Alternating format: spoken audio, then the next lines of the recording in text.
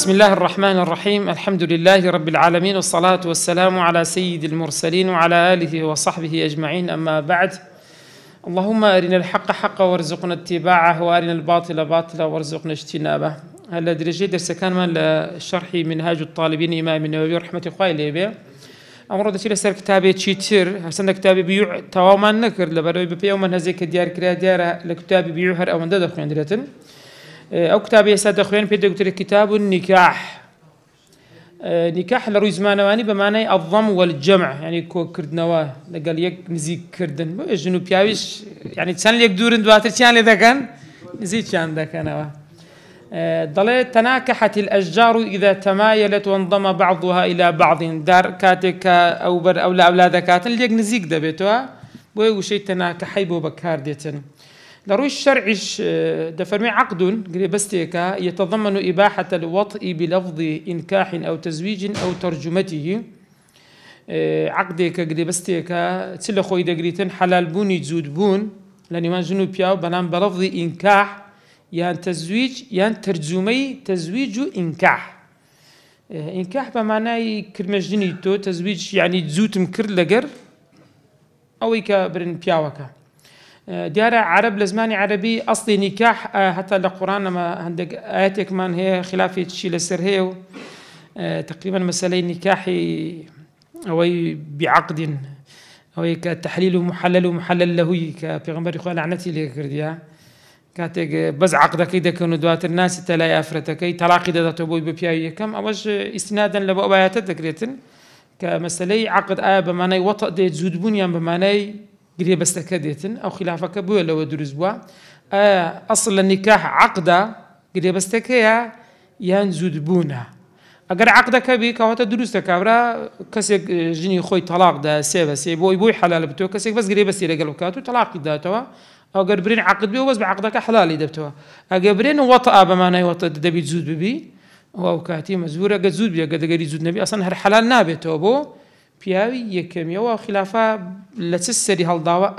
أصل النكاح لبو عقدة يعني لبو وطأ بلقي حلال بوني النكاح الكتاب والسنة وإجماعي أمة خواهي قولة فرمي فانكحوا ما طاب لكم من النساء لي الرادة بس إنه كناخو يعني نما دبرت زاري كم بقى زواجك حلال كين بس ما هنيك أما حلال كين يعني حكمك كيف بازو كين كما مشرعنين نعوذ بالله بحكمك كيف باز كين فانكحوا ما طاب لكم من النساء سنة وش فانكحوا فعل أمرها أجا ما طابيت دانا با أجهر وازب ده تمام بإجباريش بيت وهرتيها رجني بيني ما طاب يعني أجر بوتان جنزة يعني خواي قلت فرمي وأنكحوا الأيام منكم يعني هو كتاني كمير ديانية بشويان دان أو قرآني هتانا باجن بينن يعني أولا سبارت ببلغي قرآنية دي بلغي سنة بيغمبري خواه صلى الله عليه وسلم تفرمي من أحب فطرتي هكذا فطري من يعني ديني مني دويتن فليستنى بسنتي با دز بقريب السنة من سنتي من اشتيا بيغمبري خواه تفرمي ومن سنة النكاح جن هنانا كواتا سنقلا كان دبي مراجعي خوان بكانوا دبروي سنة بيغمبري خواه أو إن شاء الله دعان بوكان دعان بكون خواهي قربيان سهل وآسان بكالا برواني كسنية باورناكم هي سنقلك أبي حزيل النبي ها بس قنزان ولا قنزانا كوا دقرتو سرشتي تشيتر في غمر خواه فرمي الدنيا متاع دنيا خوشية ها وخير متاعها المرأة الصالحة أفرتي شي صالحة بيتنا كإمام مسلم دجرتها يعني في غبري خوات فرمي من رزقه الله امرأة صالحة هركسك أخوي جورا أفرتي صالحة بنسيب كاتن فقد أعانه على شطر دينه ونيوي ديني بدأ السينا لبروي لما مسألة زنا بدورك أبي ونيوي دين لفرجك يرزقاري ذبي أو إيش ده من زمانك كيتي تبي بقريش حتى أطباء ضلين مقاصد النكاح زاروا حفظ نسله ونسل كوتاينية وهروها إنسان مسألة زودبونا وآوي كلا العشي كودا بيتو دردسيتن هروها أو لذتش كوا همو إنسان فطرة خواهي جروا درستي كرديا كوا أو لذتي لدبينيتين. إمامي بلقيني كيك كلا فقهاء إمام الشافعي صالح السطوبين وفاتي كرديا فرمي والنكاح الشرع من عهد آدم على سردام آدم والنكاح جائزها ومشروعيتكش بردام إلى يوم القيامة حردمينتن با حلالي حكم النكاح تبارزان أو باسي تعريف النكاح ما نكرت باسي أصل حكم كش ما نكرت زدين بزاين حكم بمطلقي تيا تفرمي إمام النووي رحمة الله عليه به هو يعني النكاح قبل ما التزويج به تفرمي مستحب حكم كيتيا مستحبة مستحبتها يعني بكرديني أجر باتاج ورد قدي أجني كي يقول أحبار نابي إلا بشيء مستحبة سير كان تفرمي لمحتاج إليه كسيك بيويستي بجنهنانا وقضاء شهوتي خوي بشويش حلال زيب زيبك بلان بس لمن يحتاج إليه أو شرط مرزنية تيتكش القوضة يجد أهبته يعني تواناي الجن بري وبردني هبي لمسألة الصحات لمسألة النفقة أو عني هموتيا بكريتين برين ماري مسألة تواناي بري وبردني نفقي روجي أو آفرتانا أو شتانا خيزاني دبي أو نهر هموي هبيتين بو بيغمبري خواد فرمي يا معشر الشباب أي جنزينا من استطاع منكم الباءة فليتزوج هركسي تواناي هم لروي جسد هم لروي مال للنفقة وانا هي باجن بينه فإنه أغض للبصر وأحسن للفرج لبرأوي ساودة باريزي ودامينش باريز راودكا ومن لم يستطيع ديك كسيك لروي جسد وطواوة بلام نفقين توانين يا أهبين يا دفرميتبك فعليه بالصوم باب رجيبي فإنه له وجاء يعني بمعنى قاطع ده يعني أو الشهوتي سيدك قطع دكا نايه لتان ذا مسألة باء عندك دير ما بس يبي جماعة ويتوانا جماعي هيدرنا مؤني النكاح تيتسو مصروفي نكاح ومسألة مهرة مسألة نفقية أو أنا مبيتة جلو برقة أو أنا دبيهر هموي بكاتين هروها فرموديك مان هي والله فرمودك برك تندشا لو كسانك جنيان نينا إمام أحمد ابن أبي شيبة ابن عبد البر دجرنو لشيء لعكافي بني وداعة صحابة بريزة ناوي عكاف بو تفرمي أتى النبي صلى الله عليه وسلم فقال له ألك زوجة جنتها قال عكاف لا قلت نخر قال ولا جارية شدنا قال لا قال وأنت صحيح موسر لروي جسد والتواوي تندرستي تواناي نفقشت هيها تيتو قال نعم والحمد لله تيفاليس هذا أخوة زهنا في غمري قتيبة قلت فقال فأنت إذن من أخوان الشياطين هتو براي شيء راي شيطانك يعني أو تستدري ضل إن كنت من رهبان النصارى أقرأت للراهبين نصارى كجناهين فالحق بهم بروك نوعا سكوان ناين ها وإن كنت منا أقرأت لأي مشي فاصنع كما نصنع أو يبكى كأمديك يعني جندين فإن من سنتنا النكاح شكل سنتي إيمتها نكاحا إذا دفرمي شراركم عزابكم خراب ترينتان سنجلا كانتان إذا دفرمي وإن أرض لموتاكم عزابكم أواني بخرابي وفاتيان كردو تشين أواني بسنجليت سوني جيرقل ويقل سلفي الصحلة دفرمي أقرب زانم يقرو جمال الجانم خزانم نبي بو أو روجي جندينم تاوكو با سنجلي سر ناوي عكافي كري وداعية أو إمام أحمد ابن أبي شيبة ابن عبد البر دجرنو بس حتى كي نازم نقرأ ما بزانم يعني حكمة كيتيا باشا بو الزواج واجب نبوا دليل قوله تعالى فانكحوا ما طاب تشكو شيء ما طاب دقى فعلي أمر على قبوتا نقولزا تشكو فانكحوا فعل الأمر فعل الأمر لبو وجوب بس ما طاب كلا قرهاتيا لوجود بلا دادات يعني نامنه عندك شيء قيل من هذا فرمي أقرب زاني سطو شي زناي دبي الجنة يعني واجب لسري دبي بهنا فإن فقادها أدي أقرب كابرا أهبي يعني تيتسوي النبو تواناي نبو تفهمي استحب تركه مستحب واجب يعني جنيني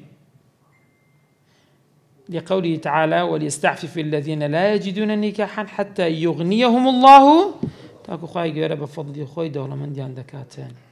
بلام تدكا كابرا غير او توانيني جنبيني قلت مستحب واتسبكا نيني ترشبكا ونيا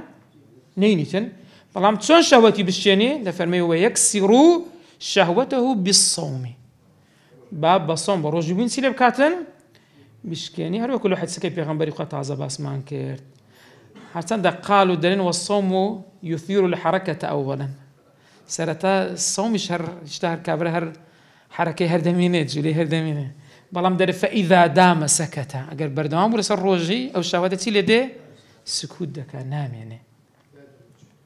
وإن لم تنكسر أدي أجر زاني بروجيج دبي وشهوتك هرد نامرشة تزوج دبي بيه هني تك أجر نهني توشي دبي توشي زنا دبيت باش فإن لم يحتج أجر بيويس نبو بيويسي بنكح نبو بون منا أصلي خلقكي وابو حزيلين أبو آفرت جن بينت زاروا أصلي خلقكي وزاروا هذا بني عارضك نخوشها يعني لروي جنسية عاجزة وعناينيا أول أبو كسي حكمكاتيا كوريها مكروهة جن بينت وتكاتي تشكرها إن فقد الأهبة أجر تواناي تيتسوي نبو التزامي دكوت السريكة جن ديني وإلا أدي أجر أهبي هبو بلان بيويستي حزرو نبو كشن بينيتن لرو جنسية وبيويستي بينبو فلا مكروه نيل أبوي ما دام توانا هي دفرمي لكن العبادة أفضل عبادة لبويتها باشترى من النكاح للنكاح باشترى شو عندك زاري كابرا أجر يستوانيا ولا يسجد عندك كسيت أجر بكوت الدواي جنو أول وأنا مسألة علمه أو شتان عبادات كم ترخم بوانيا خاصة لما مسألة علمها مزول زانا بريزمان هي العلماء العزاب وجد الخوشية كهال بواني سنجنن مجمع زانا شبر يقولون أنا صاحبي كتابك يا خمار رضا رحمة خايلي ابن تيمية رحمة خايلي ها سنا زانا تري بريز جنيا نينا خريج علم بنا أنا لباتي كتنا دواء علم إمامنا يدفرمي قلت فإن لم يتعبد أديك كسك خريج عبادتنا بو فاقد الحاجة لنكاحي وأجل بعد فرمي فالنكاح له أفضل ما دام خريج عبادتنا با نكاح كيف باشترى في الأصح أدي فإن وجد الأهبة أديك تواناي هبو تيتسوي هبو لكن به علة نخوشيش هبو كهرم بيري كتناو تمن أو مرض يعني نخوشيش دائم أو تعنين يعني نميردي نيرمك توانا جماعة كردني نبي كرها أو هاد مكروه لبوي والله أعلم أنزدين السر مواصفاتي وآفرتي كوا كربتي تداخوازي تيا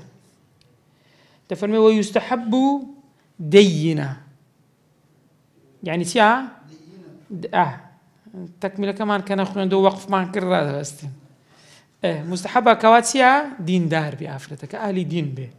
شكا بيغنبري خواهد فرمي تنكح المرأة لأربع لمالها ولجمالها ولحسبها ولدينها يعني هذا فرمي فذر بذات الدين أنا تريبت يدك يعني مستحبة وآفرت لسيدا خوازي تسبيتن دين دار أهل دين بيتن بوي بيغنبري خواهد لمقابل حتى باسي كرد كمان ترضون دينه وخلوقه فزوجوه حتى أجا كركات داخوازي كتيرتان ديني هبو شكا الدين بيواندي خوتو خدايا خلق بيواندي خوتو بندك أنا زور زارو أي كوريتاك مان هي بريزة أهل الدين دين دارة بس ضروري أخلاق ما بس مان حاشا أوانية مسألة بأخلاق وكاري خرابنا أخلاق عن سلوكي خرابة هرسوكوتي دقا خلق نحويت وناتوا أو نابتا بس بدينكي هرمخرته شكا بيغمبر خوا دو مرزيدانا دين يعني بيوندي خوي خواي بقوت بي خلق بيوندي خوي خلق زور كسي ديني هيز عيبيني زور باشا بلام دقا خلق ناتوا يوجن بني وهر دقا نحويتوا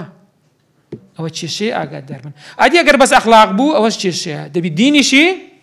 دقر دعبتين هروها بابي كربي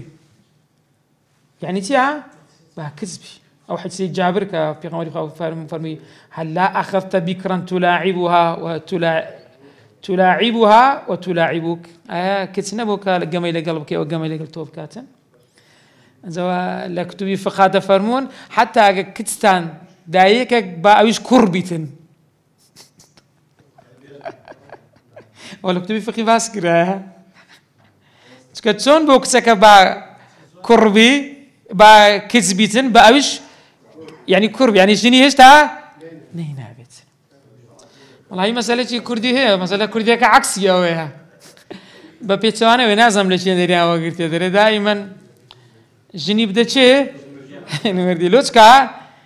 قدري دزاني او نازم لشين دري وقرت اوش يعني قياس على سربي كرديا خو واجبيش ني انسان الا بكربي زارو ذكري بي وجني جبي زارا دبي مطلقه جبي دروس تاوانا يعني شرع امر ريبيدا كس ناري ما يعني ما نعني شرع حرامي دانا نوا طالما بو مساله كتزياتر خاصه بو كركان بو كلا سرتي جاني تمانيا زواجيه كم ده كان اگر دو مسلم بو قيدنا ماوا بايتر هروها نسيبه يعني نجاد يعني رساله ديار بي رساله شي باش يعني بيت ولا حتى كيف يغمر فرموا لي حسبها ونيا بلام ليست قرابة قريبة بازو نزيق نبي زوا سافاز دكين قرابة قريبة سيا أما حديث كيف بس لنا أصلا ده فرمي لا تزوج القرابة القريبة فإن الولد يخلق ضويا يعني نزيق كان يخوتان مين لبروي أو مضارة كدبي لا وازع نقصية لو بنازم سيرتان كردي أنا زور زاربيني معنا أموزاي خويتي من ضالكانيا كمان دامن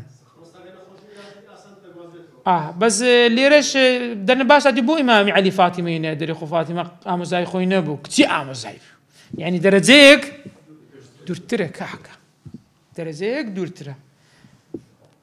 بس بلام بيغمر صلى الله عليه وسلم زينبي كتي خوي دايتا كوري بلشي خوي خديزي كوري خشي خوي ناوي حالة وداتشي خشت أنا جارك ما مساك برز دقو كاكا خزمان لودي إن خزم هر خزمة بيجانا بينا باب بيتا خزم هتو آموزاو خوارزة هر يخوتا خواصدينين برو بيجانا شلو لا بينا خزماتي بيدا بي خزم زياد بنا بله عتا دريج كات زارها زوليق نزيجي تأثير سر شهوتي عندك هاتن أوش دبيته هو لاوازي قز زوليق نزيق من وإذا قصد نكاحها قال ما بس يوبوكها بتي أفرتك بيني درست إنسان سيري أفرتك كيف كأنه باسي خطبة يدك دري سنة نظره إليها سنة تسبكاتن سيري كاسكو بيغمبر يخواب مغيري كوري شعبيقو كدا خوازي أفرتك كنت فرمي انظر إليها بروس سيرك فإنه أحرى أن يؤدم بينكما المودة والألفة أقر سيري كي دوات الخوشويسين ما أنت زيادة بيتن أو كإمام الترمذي جريته بحسن شدانا هرنبوها خور الزبر لا حول ولا قوة إلا بالله وقت خطبة كان جبارزان تكاتي خطبة بكاتن إنسان يعني بتي كتكب بينيتن أو نظرة سير كرنا تفرمي قبل الخطبة بيش يبتدأ خوازي زانان عندك لكتبها باز كان ضلن واباشاتو لحالتك بتي سيري كيكا وعقيلتو هرنبيتن أصلا هبيش دنقوت بي چونکە ئەتوەکەر پێت نەگوتێس بێنی ئەگەر نەشت ویست ئەو ئافرەتە هیچ شتێکی لە بەدڵی نابێ ئەسڵەن هەر زەواج خیتبەکە هەر نەبووە تاخوازیەکە هەر نەبووە وانیا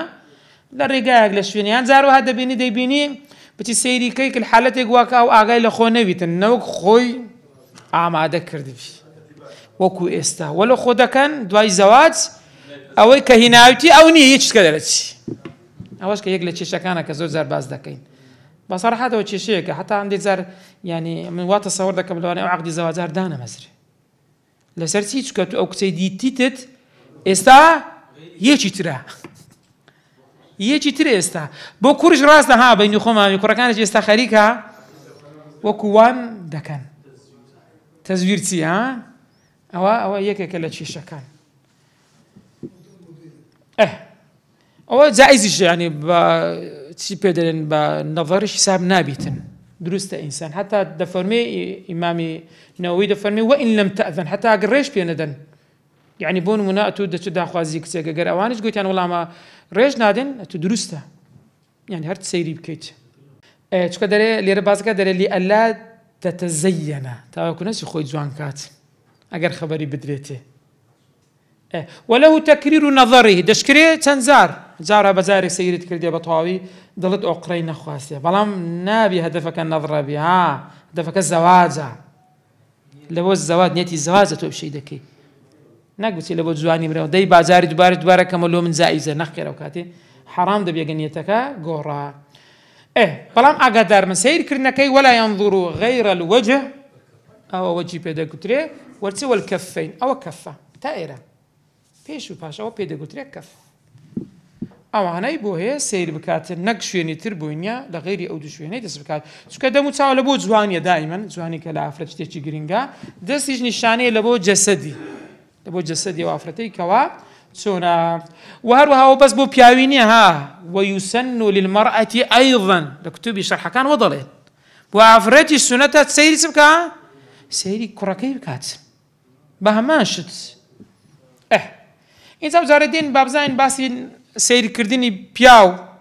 نێر لە بۆ مێ حکمی چیە دەفەرمێ وەیەحڕم نەظەر فەحل یانی نێرێکی گەورە بالغ تەواو کە عاقل بێ و مختار بێ بە دەستی خۆی بێ با پیرش بێ با حتا عەجزی لە وەطئ هەبیتن ئەو شتانە إلى عورة حرة كبيرة حرامە با حڕەکە یعنی پیرژنێک بیتن بە تەمەنیش بیتن ئەجنەبیش بیتن نابێ جائز نییە تۆ بەرە دیاڵەوە زۆر بە تەمەنە قەی ناکامە سەیری کەم خاصن عورەت کە ئێستا دواتر بینین عورەتە نوێژ باس کرا یافرەتی عینە بەس دەم و چاو و دەستی تێویتکەی جایز نیە سەیر بکاتن چکە خوای گەورە دەفەرمێ قل للمؤمنین يغضوا من أبصارهم چاوی خۆیان بگرن وكذا وجهها وكفيها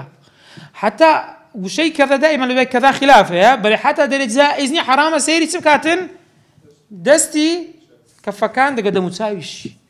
اوش نابتن اوش حرامه حرامه او افرتا مري والله بيرجنا با سيري كم قيدين اشتنيا حرام قدار بين بلام دري وكذا وجهها وكفيها عند خوف فتنه اقوت رساك كارير سر شهوتي تكات لو حالتي وكذا عند الأمن حتى أقر تأثيرش نكت على الصحيح لس الرأي الصحيح نابت نسيري بكيت چونك أخوائي قد فرمي قول للمؤمنين يغضوا من أبصارهم هذا يخوان بقرن أقان لخو بيتن چونك زور زارة بده مني سردشيش لبو خرابة أنا أو جوازة أو باز داخوازي ناكوا لەوێ هیچ بووی جائزە سەیری بکات دەم و چاوی دەستی ئەوە لە خیتبێ ئەوە جیاوە حکمی عامی سەیرکردن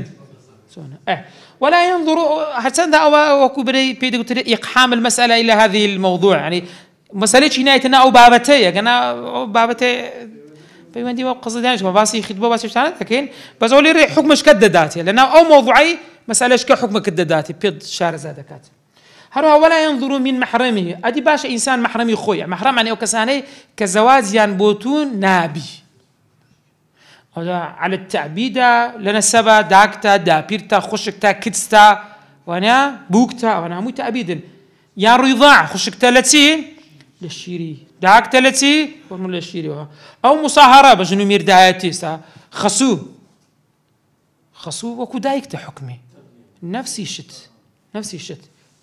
ولا ينظر هروها نير نابي سيدي محرمك يخوي بكا ما بين سرة وشندري ركبة يعني لما بين ناوكو سوك منها أو هروها دفرمي ويحل دروس ما سواي ما صروته ركبة يعني غيري وي سروي ناوك خواروي سوك بخواروي دري وقيل معناه إنما يحل أوقات جائزة سير كان قيل كدري إنما يحل نظر سكن ما يبدو في المهنة فقط مهنة بخوي مهنة يعني يعني لكاتي إيش كردن دبيني بدر ده كويتر إذا قيل أو شويترني ها يعني حتى لو قيل يعني همو اسمي يعني دموتساو بس دميني محرم دستي دموتساو دستي أدي ما يبدو عند المهنة يعني سيا يعني أويك على كاتي إيش كردن دبيني ملي بدر كوت قولي بدر كوت بيكاني تاوكو تبيضل أنا ويخواره شوكنا تا جوزينج أو بدر كوت قيل لك يدري بس أو أنا لكاتي إيش كردن يعني ولا إيش كردن بخو عادة بهزارة دبيني تسافيا كسر شل دبي كم دري بدر تكوي ملي لوانا أو زياني بدس بكويتين والأصح حل النظري تماشى الأخير تيبو دانا دري حلال سير كرديني بلان بتحالتك بلا شهوة يعني أجا محرمت بشهوة سير كرد حكمك كده بتتسه حرام وكاتي حل النظر بلا شهوة يعني إلى أما أو اللي باسي لك باسي أما يعني جارية إلا ما بين سرة وركبة إيه حتى إيه أمش ما بين السرة والركبة بو جائزة السيدي بكا سيدة كي وينا بلام سيا أجر شهوة بيدا أبو كاتي هتبون من أجر زارية كبولا بازار أجر شهوة بيدا أبو نابي سيدي أبيش بكت ببي الشهوات هرسان دي أمي عورتي أمي وكو بياو يعني شون بياو ما بين الركبة والسرة زارية وها زارية فرت بلام ليرة أقدر من هموي إضافي قيدي بلا شهويان دانا كابرا بس بازاري جارية كرينان بردي وان زائزة بتسم لا ناوق بسرو سيري كاتنا ودري بلا شهوة أو قيدي بوداناوي هذه سبارت بمن ضالي كتسكا من ضالي كتسكي كتسكا تفرمي إلى صغيرة هروها حلالة بلام لا تشتهي يعني هن كتسكوكي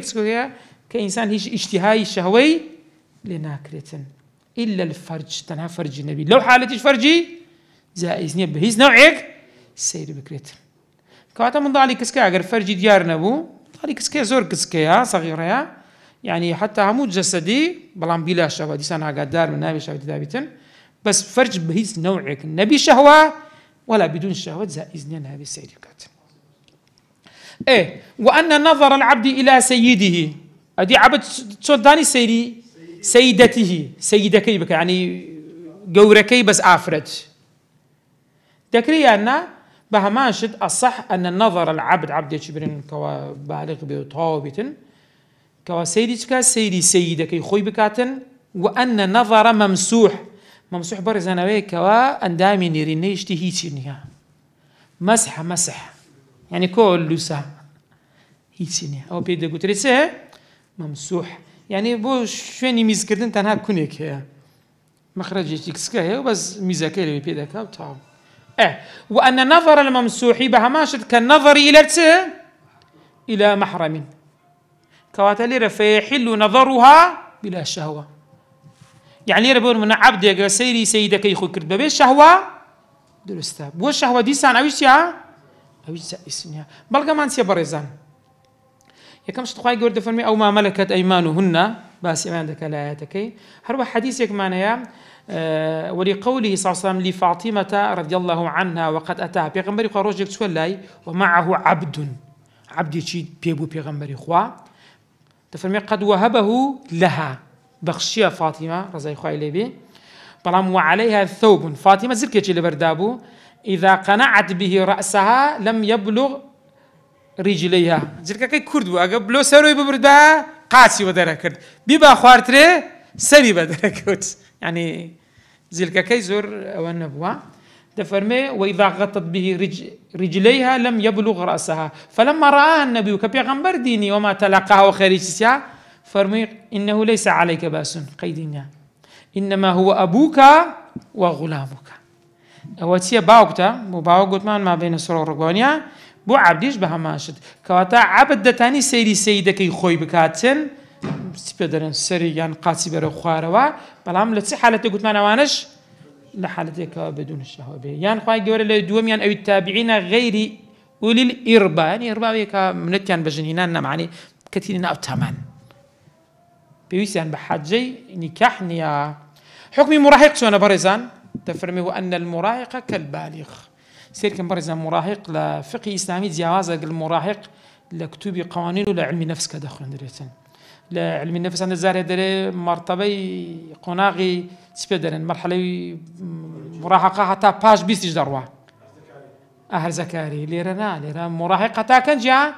بيش بلوغي زاروا على ساردي بلوغ دبي اي كواتا يعني تن يازده ودوازده ألو تمني دوازده وسه يعني أون دي بالغ نبوا أو بيدا قلت مراهق بيدا قلت مراهق يعني حكمي هي حكمي بالغية حكمي بالغية يعني يعني وليكي دبي منعي بكاتسن يعني بونو ناقر كذبو دبي دايبوش لنقرتن بدي ولا قيدنا زاري أو هشتا بالغ نبوا با تبيضلن با سر كود بيو با جسدي زور بجسدي نابي لدربيت بهماش دوليكي دبي اگاي لبيو بيبارز يوكو لما على الشيطه تشي غوري هبيت الشيط دبي ولي كان ساويان لبي بهماش شيط ادي بياو بو بياو اگا سيري يكتب كان برزان تفرمي ويحل نظر رجل الى رجل الا ما بين سره وركبه درست بياو سيري بياو بكاتن تنها ما بين ناوكو سوتش حتى اوي أو زائزني حراما أدي من ذلك موي هشتا لنا هاد بيتن دفرمي ويحرم نظر أمرد يدري وهو شاب الذي لم تنبت لحيته يعني هشتا ريشي نهات بيتن دي سان حرام سيري أو أمرد بكرتن أو من ذلك هشتا موي لنا هاد بلان بات سيري كي بشهوة أقرب الشهوة بيتن قلت وكذا بغيرها إمام النووي بوش رازين يا دلي بغير الشهوة جائز في الأصح المنصوص لبرتش كم مظني فتنة وهو ضلن وهو كالمرأة يوكو أفرد شون أفرد جائزنا بسيري أوش به ما شد جائزني إنسان سيري بكاتين بلا ما قدر من برزان والأصح عند المحققين الصح للاي محققين لمذهب إمام الشافعي شيء أبو حامد غزاليا قاضي أبي الطيب طبريا إمام محامليا جرجانيا عمرانيا أو أنا برزان محققين مذهب إمام الشافعي رضاه ورحمة خوان السربيتن دلين أن الأمة كالحرة جارية وكتسوا وكو أفرتي آزاد يعني شو وكو أفرتي آزاد ما تاسق من عورتي جارية وكو بياوة أو درين النخر الصح لا محققين وكو تشوا وكو حرة وكو أفرت يعني بس يوتي ده متساوي دستي خلاص والله أعلم دليل برسي لاشتراك ما يأخذ شون حرة أفرتها أو جارية شيء أفرتها آخرة شون بحرة جائزني أبو أوي جائزني أتبري والله ناو كتوغو كوبياوا آخرة إنسان أو ناميتن لا كتبي فقيه قصتي جوان دك هذا فرمي درف في الإماء التركيات ديار أوقات التركيات كان أفرتي جوان بونا بهماش اسكو خفيفتني على ذاكري تفرمي أشد من الكثير من الحرائق ترى أوان الحرة كان زور كاري قرتر بونا أتبري والله جارية دي عورتي وكو بياوة الصحي منصوصيا المذهب الشافعي وكو حرية بهماش أدي أفرد وأفرد والمرأة مع امرأة كرجل ورجل شون بياو بو بياو قلت ما بين سرو ركبه أفرد بو أفرد سيا ما بين سرو ركبه يعني نفسي حكميان لبوه يا لو بياوش أجر الشهوة بيدابو أوش حرامة لو أفرد أجر الباس سرو ركبه الشهوة بيدابو ايش حرام ده يعني لنا معمارك شهوتها قادر بنها ادي يعني ذميمه افرتي اهل كتابيا ذكري سيري افرتي مسلمان ايوا كويه كواني شكرت افرتن ونيا ذميمه يعني كتابيا ذمي مسلميش مسلمه اوش بيا يعني كتشي مسلمان اوش يا تدي ولا اصح التحريم نظري ذميه الى مسلمه حرام سيري يكتب كان أوانيش بهمان شيت تشكو خواهي قولا لا سورة كي سورة نور لا عادي سيكتب فرمي نسائهن ما بس بي نساء مسلمان أنا نكتابيا حتى دري وصحها عن عمر إمام عمر زي خواهي اللي بلكاتي خوي أفرتي ذمية لناقرة بس حمام جنان لناقرة دري حرامة أو زاري برزان ديني سر مسألة كتير أو مسألة سير كردني يعني بون من بدني أجنبي زين أول شون عفرة قصيري بدني أجنبي بكاتن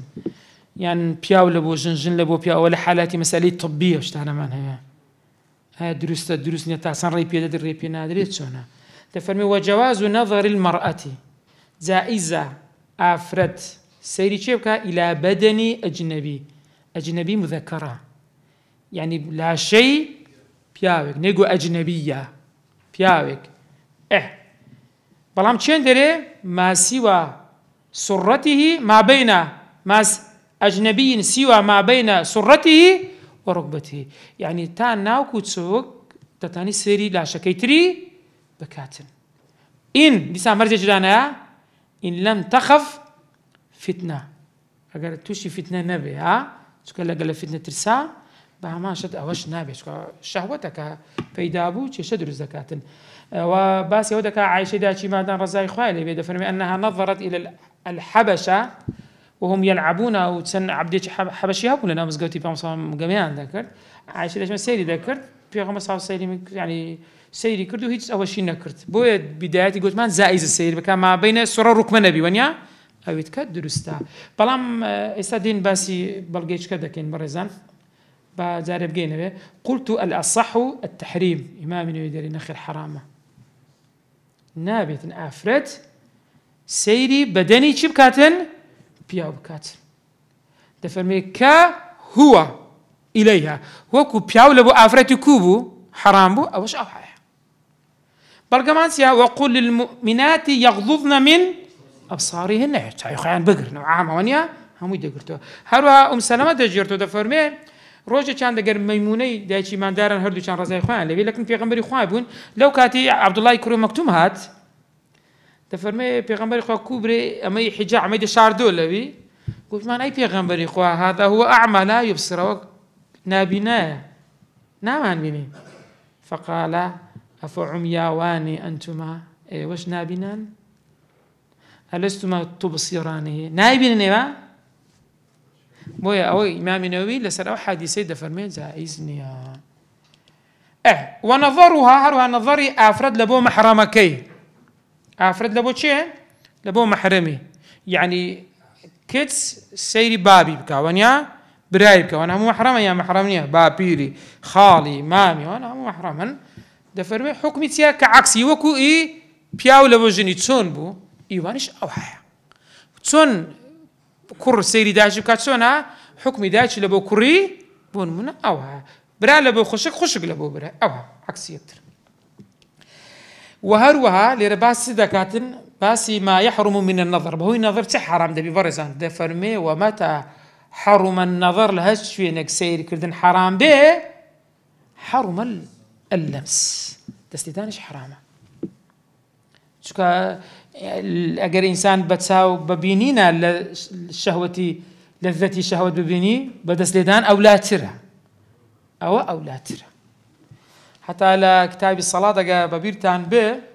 دلي كسك اگر سيري افرتي كرت هروها اولی هات خواره دلی روزکی نشچه. طالما اگر دستی لیدا بوهی هات نخواره او منی روزکی تشچی. سیر کن. چون دست لیدان کاریگری زیادتر النظری. ادی بو مسئله طبیات دکری یا نکری. خرساوش او روشیشی من هیوانا دفرمی و یباحان اللي فاصلين. هروها مباحة هم نظر هم مس دستي دانش لبوت فصل يعني خوين بردان حجامة خوين ورقرت النسيب يضلنا كردي حجامة كلا شاخت يا علاج قضية طبيات حتى لردري ولو في الفرج لحاجتي قلبو بيستيجب بفرج بيت بلام ليرة برزان سير كان هم ديك اشتيدانا تفرمي للرجل مداواة امرأة بياو دتاني مداواة يعني تداوي أفرد بكا وعكسه دبي بلام تسي ولكن ذلك بحضرة محرم دبي محرمك به يان ميردي جنكي كجنكي نخوش بردي تلاي دكتور شي بياو يان أفردتي ثقة بيتن لو حالتان أجر إن جوزنا خلوة الأجنبي بامرأتين وهو الراجع أو الراجحة. وهروها ويشترط عدم المرأة دكتوري آفرتي شنيها بويئتو أو آفرت برتلاي دكتوري شي بياو كدكتوري آفرت هبو حرام النابي بين وهروها نابي ذي مجبين يعني نابي دكتورك أهل كتابت أجر مسلمان هبي أجر مسلمان نبو كاتي دروس بيبي لا أو باش ترى ولم نجد لعلاج المرأة إلا كافرة ومسلما سير كان أتويسا كابرا خزاني نخوشة أفرت يشيل مالي نخوشة دو دكتور هن يك كان كافرة أفرتها أو كانسيا فيها مسلمانة لو نودي تسيدك هي كان أفرتها بس كافرة هي كان مسلمانة بس يا فيها اختياري شو عندك هي دري أفرتك هذا بجيري سكاو ضري أخفتره أفرد وأفرد ضرر يانسيا أخفتره بوي دبي لاي شيء لاي دكتورة أفردكي با كافي رجبتين. قلت ويباح النظر لمعاملة وشهادة إمام النووي فرمي درست أبو مسألة معاملة أتدبني أفردك هاتي أشتد لذكريتن درست المعاملة كي سيري كي تسبني اشتكت بعيب بودين تو تشيكي ونيا درست السيري كي شهادة يعني بنونا أفرتيكا قصدي الرودة ذاتن حاكم بويه سيري بكاتسن كسكش جاروا جات شهادة كات التحمل بيت أداء بيتن أداء يعني شيء كتوليش فين يقدر منيو دروي كابرا دري ورا تورجع أشتديت ورا شاهد ما تحمل أبي ورا بشاهدم ما بيدك تحمل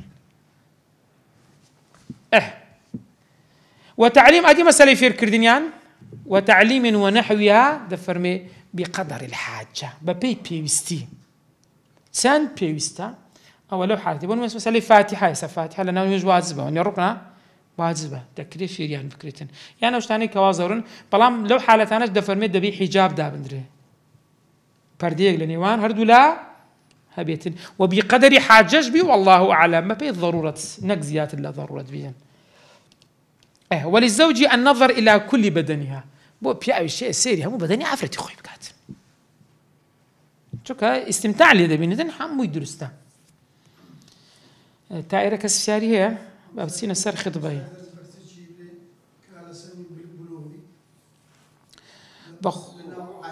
بخوي ببي حاجة ببي بيوسيكا حتى ما مصير عفرت هي بانا سلاي بياون اگر او علم الضرور بو حاجة بو بيويز بو جنة بو بياو هاي بو او لو حالتي بلام دبيت سبكاتن بتنيا خلوة نبيتن وهارو هذا بي بردش لنيوان خويان دهبنين يعني مرجي هو بأساني نيا بالله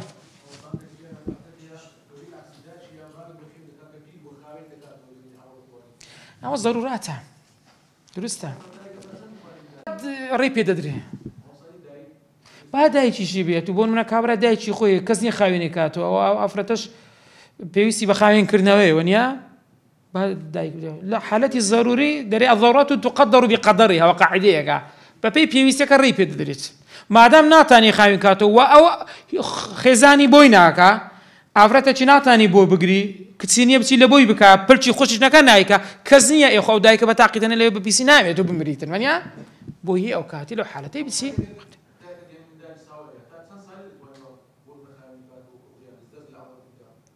بخواي إيوي هتا من ضالن درستا هتا الصبينة الصبي هتا دقات يعني نام مقصد صغيرة هتا دقات حفظ صالي صالي دواي بسيرو تر أحكامي عند قردري أو زهري باب سينا سر فصل يشتري أو خطبة خطبانية بضمنية بكسرة يعني دعوي نكاح تفرمي تحل حلال خطبة خلية عن نكاح خلية عن نكاح تيا يعني هيز ما ربراو نبي يعني كتسيكا كت ميردين هيسين يعني دروس خليه عن نكاح يعني بخوي لقر كز عقد نكاح يعني نيوان دا نبيتن دروس وعن هروها افريت كوالت سبيتن عن عده بس عن عدي يعني خليه عن العده تقول عطفك لا سخليش يعني عدش سبيتن خلاص افريتك مرديها مردي تسند متوفى عنها زوجها صار ما نقدر جو خوي تاو كرت دروس بسيدا خوازي مطلقه مطلقة 3 قروء سيندا سي قرآن يا سيزر هذا لا يخمان باك بتو لا كان درنا توشي حيض ببيتن كواتا هم خلي عن النكاح يعني ميردينيا يان أوتيها لأني لعدتها سوري معنقاني خوي طابو وإذ ما نعيش نبيتن نابي الريقريك هبيتن باشا لو حالة أنا تو تصريح بيدا دي عم بكناية تصريح سيا باش لا دري ميردن بيبكا كنايات يا والله تو أفرت شي زواني وأبزان ما هناميني أوها خلق ديتا داخوازيت يعني سيها أو كناية يعني الزواج بلار ما مصلها هروها لا يحل التصريح لمعتدة يعني أفرتك قالنا عدة بيتن حلال نية حنا عدة ويش تا عدة خوتها ونكرد تبسي بري والله هاتي ما داخوازيت ها تصريحش بريك كأريد أن أنكحك بعشكار بدنا ما يتسب كم معرتك بتشينا بلام هروها ولا يحل التعريض للرجعية رجعيتي كابرجني خوي طلاق دايك طلاق دو طلاقش أو رجعية يعني هذا ما بيجرتو ده تواني بيجرتو لمدة عدة ده تواني بيجرتو ديشان تصريح بوي ولا تعذار التعريض أو أنك تصريح على داربن تعريض وكود سواء لربازك كقوله أنت جميلة بدأت تزوعني ورب راغب فيك والله بياوك هي لو أنا بيتداخل عزيت ومن يجد مثلك كزلتو زوان ترو باش تبدأ بين توا أقصانا أوش حلانية برام لبوتشكوا للرجعة أو أفرتي للرجعية هيش تامير ذيه خو باين نبوة للجانب إنه بطاوي نابي بتعريضها بيز نوعك بتي باز بكيم أدي أو أفرتي كوا لعدي وفاته ميردي مرجع تفهو يحل تعريض في عدة وفاة درستا سكوا خواهي قلت فرمي ولا جناح عليكم فيما عرضتم به من خطبة نسائي أول دريهاتيا للسياغ عدي وفاتاتيا وكذا حلال تعريض لبو باين سيا سي طلاق ده أو هذا لو ميردي جابوا توا يعني طلاقي يكم مدة دو مدة بلام نيجر رايتوا لو مدة عدك دبت تسيك سد دبت باين دردسيت يسن حلال التعريض لبو أو بائني في الأظهار لبرو صوتي الزواج لسر نية هذا أدي خطبة لسر خطبة كوركت داخوازي كسيكش تجوابي أنا ذاته دكتور تداخوازي زوجو تنابي تضله دري وتحرم حرام خطبة على خطبة شيء مرزي بودانا من كسك صرح بإجابته جوابي عن ذاته قلت أنا بلد الديني كقلت أنا بلد الديني تنابي بسيتسه ناس تداخوازي بإجابته إلا بإذنه ما قر كابر بدي على الدي ولا من ينداو قلت أنا رازين توريت في ده ما تشوفه داخوازي إلا بإذنه كواتا مزور زرواتي جيشنا كذا كذا داخوازي كذا شيء نبي كذبتي وخلطها شو كتدوشت يا استسير كبخوي باز ذكي يا كم يعني من صرح بإجابته والله من دايته وتنها كددينه يعني كقولتان دديني أو زاري ذكري خاطبك كركات سبكاتن إذن بويت كبدا بربرو قيدين فإن لم يوجب أدق ولام ندرابوا ولم يرد نولام درابوا بريد الديني نرفزش كرابوا لم تحرم في الأعذار وحرام نية يعني كواتي سازور زاري يكتسوا نابي أيوت كوتسي إيكا كان نجوابي عن دايتو نرد يعني كردونيا أو حرام نية ببلغيتي فاطمة كتي قيس قلت يا بيغمبري خوا إن معاوية وأبا جهم خطباني معاوية أبو جهم هاتنا خطبي من فقال الرسول صلى الله عليه وسلم أما أبو جهم فلا يضع عصا عن عاتقه والله أبو جهم عادتي لها معدل داري لسشانيا يعني داري فيها غلط بكل يد ذات وأما المعاوية دي معاويتها قلت فصعلوك يا إلا دشتو شيخ خريشي راو خريشي دريا لا مال له هي سينيا فرمي انكحي أسامة بن زيد برشوبة شيوكا اگر وبي إساباش ودودو خاطبي هي يعنيتي حساب بيغمر قلت بروش قال لبروي ولامي واني ندابوا ما دام ولامي واني ندريتوا دكري ببلغي أوي كتازا باس مان كير باريس أنا مسألة خطبات وكذا دسي لك سك دبرسي عليه فلان كأفرت كوا يعني كابرا دري بزحمة فلان ككر چۆنە دەفەرمێ ومن استشير في خاطب ئەگەر پرسیار لە کەسێک کرا لە خاتب بۆ کوڕ بەکاردێتن دەفەرمێ ذەکەرە مەساویه بصدق مەساوی یعنی خراپەکانی بەڕاستی دەڵێ مەساوی یعنی ما يسوء یعنی ئەگەر جێی لێبی پێی ناخۆش دەبی لێرە ڕاستی برێ نابتە غەیبەتش یەکێک لەو حالەتانەیە کە غەیبەت چێ لێرە جائزە دەبی ڕاستیەکەی یعنی چیە خراپەکانی ئەگەر هەیە بڵێ نابی خەڵک یعنی حاشاک فڕ و فێڵ و شتیوە ئەگەر ناشزانی دەبی دیسان بەڕاستی برێ وڵای کاکە ئێعتیماد لەسەر من مەکە لەبەرەوەی من نازانم جار باشەیە کابرا دەیڵێ وڵای ئەم قسەی ناکەم دەبی یەکسەر کابرا تێبگا لۆ قسەی ناکەم واضحة ها؟ ويستحب تقديم خطبة قبل الخطبة خطبة دبي مستحبة لبيش سبيتن لبيش داخوازي بيتن وقبل العقد لبيش عقدش خطبة أو كلامك بافتتاح إن الحمد لله يعني والصلاة والسلام على رسول الله وصية وباسي أو شتانا ذكاتن أو بيدا قلت لي خطبة أو لبيش سبيتن مستحبة لبيش خطبة يعني أتوكشيت داخوازي يكسمني ولا ما أعطينا كسمام دي سنة بو دعاء بو استفتاحتها داس بيبكي بوشي واسي إذا كخطبة كتخين دوا بيش أو كخطبة كي بكي فيقول عقب الخطبة دركاك جئت خاطبا كلماتكم فلان هاتي ما داخوازي كتكتان برزا كتانا وهروها لبيش جيت كاش دبي لبيش عقدش دوستا لبيش عقدش بهماش أو خطبيتها بخوين دريتها أو عبد الله كريم مسعود رضي الله عنه اللي بهم بموقفها ومرفوعاتها أو إن الحمد لله نحمده ونستعينه ونستغفره ونعوذ بالله من شرور أنفسنا وسيئات أعمالنا من يهده الله فلا مضل له ومن يضلل فلا هادي له ومجيتان ليه بوزما دزانا وسيا ودو آياتش أو كلا سورة آل عمران يا أيها الذين آمنوا اتقوا الله حق تقاته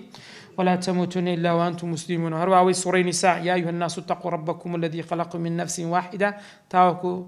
كان الله عليما رقيبا ساعتها إن الله كان عليكم رقيبا ونيا لآتيكم هروها أو آتي سورة أحزاب يا أيها الذين آمنوا اتقوا الله وقولوا قولا دائما إنسان وأشتانا يعني السنة وبخو يعني بيش أوي كتو داخوازيك سكيب كي ولي كو داوة دكاتن ولو خطب الولي دائما أقول ولي يعني مخاطبي خطبي سكي لبو كرة كرت فقال الزوج زوجك كركت صدرتن دري الحمد لله والصلاة على رسول الله يصير دري قبلتها رازم شكولوي إذا ما لرأي تخين دائما للشرع باوشي كس دش بيش خريدك يعني إجابك دائما لا يرد داتن قبولك لا ترد دا لبياوكي بو اللي رشت مشاكل سياقك لا تشد استفكر لوليك تسكي شي ولا ما كيداوا زاوا بيدا اگر او خطبك ان قلت هاتينا داخوازيك سكي ايوا كركش بها ماشد بري الحمد لله والصلاه والسلام على رسول الله قبلت رازم بس دير قبلت اضافه كي دوات البو قبلت في الرازي نابتنا قاعد دار سدين باسيدك ترى صح النكاح على الصحيح او دادا مزريته بل يستحب ذلك هل مستحبه انسان دائما دعاء بخني صواب زام نما ما وصل ما اشتي ويسا بوشي وازي يعني لداخوازين نقل عقدي زواجنا نما يا بابزان منيا او حتى ديري بيش عقدي كوات العقدي الحمد لله عقدي زواج دا قلتريتن بيش عقدي بس اولات لكاتي خطبكش داخوازيكش او بقلتريتن هرچند دائما است تقریبا رابط کرده هم داخوازی او كان يعني داخوازك بدايك دسيش نكان دنير نجلام ورد قرن دوای دگر عقدك دمس كره قلت الصحيح لا يستحب امامي النووي دفرمي او ذكر قلتنا لنا ويني انا مستحب نيه والله اعلم لبرسي كما بين ايجاب وقبول سيدك ما بين فصل سيدك ما بين غير قلت من كتي خوتم داتو يان كتي خوتم بدي ونيا لما ركبون منا الحمد لله والصلاة والسلام على رسول الله تكاد دعاء دخيني قبلتو تيكة ما بيني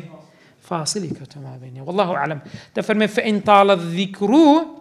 أجا أو ذكر الدرجي ششا لم يصح العقد كسيا دانا مسري أو قبلتو دقر إجابكين نابد بيسأل بيس كانوا إجابة تشنوي وقبول تشنوي هبيتين كاتمان ما ينما لس أركان النكاح لا شدا بس موضوعك خوش بدنجن وصلى الله على سيدنا محمد وعلى آله وصحبه وسلم